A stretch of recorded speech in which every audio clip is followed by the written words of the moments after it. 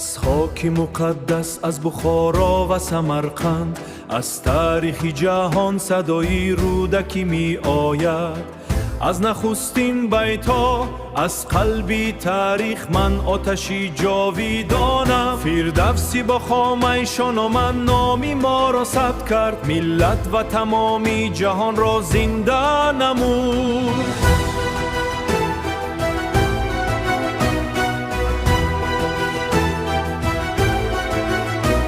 از سینا عالم ما را شناخت، با نوری دانش در تمامی سیارم مشهور گشته. ما از گذشته‌ایم، ما رچه های زمانیم، ما فرزندان یک تاریخی جاویدانیم.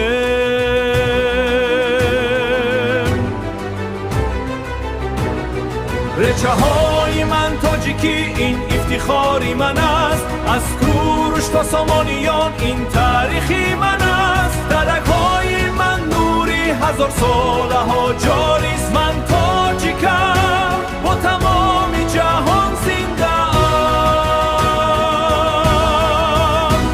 از مولانا عشق آمد، از سعدی سوخن، از خیام حکمتی از دل تا فلک.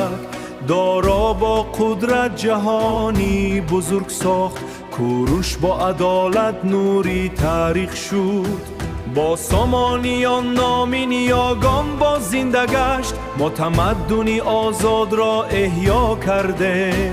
از حافظ و نظامی نواهای دلپذیر، هر بیت یک عالمی پر، هر نفس یک راز. ما فرزندانی یک تاریخی جاویدانه. رچه های من تاجیکی، این افتخاری من است. از کوروش تا سامانیان این تاریخی من است. درک های من نوری هزار ساله ها جاری است. من تاجیکم، با تمامی جهان زنده ام. از زردشت تا امروز آتشی ما فروزان است. هر ذره خاکی ما با تاریخ روشن است.